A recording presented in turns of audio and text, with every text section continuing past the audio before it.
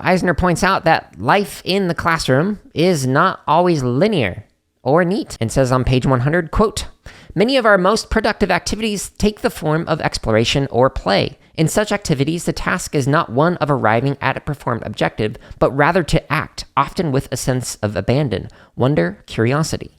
Out of such activity, rules may be formed and objectives may be created," end quote. Now, when I was in the classroom, I had it so that the students could explore and create whatever projects they wanted. So there are several programming languages that students could pick from.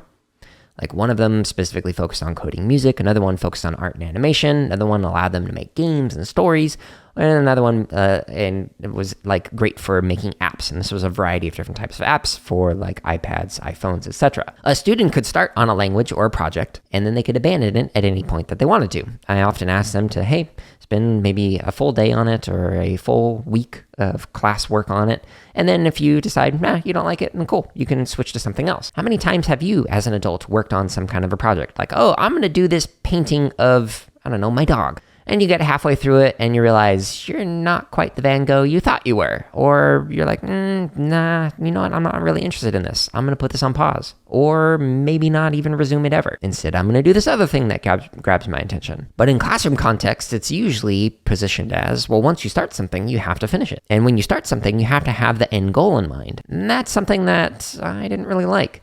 Oftentimes, students would come into my class and be like, I want to make something. Okay, what do you want to make? What are you interested in? And they'd be like, well, I'm interested in sports.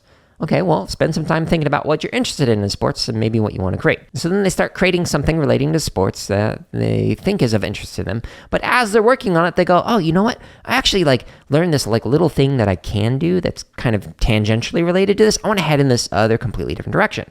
And that is completely okay. That happens to myself in real life all the time. Like yesterday, I was working on something for the content creation that I do, and then I was like, oh, you know what? I want to work on this other thing, and then I shifted course. But if I had some kind of behavioral objective, it would have been a failure because I did not complete the thing that I had started. But in reality, it was a success because I completed something else that I needed to get done. But going back to the core idea, like even a layer deeper than just completing things, but the idea of being able to explore and to play, this is something that we've talked about in interviews like with Mitch Resnick, so many of the other guests in Unpacking Scholarship episodes, and especially the Rhizomatic Learning podcasts like the Fostering Intersectional Identities through Rhizomatic Learning, which is episode 150, and then episode 75 titled Rhizomatic Learning with Catherine Bornhurst, John Stapleton, and Katie Henry. I'll include links to all those in the show notes. But in those episodes, we talk about how you don't have to have a linear path. In fact, you don't even have to have a predetermined path. Students can actually come up with them. That's a novel idea in educational context. Instead of top-down educators saying, hey, student, we are the knowing person. You are going to learn this thing that we have determined for you.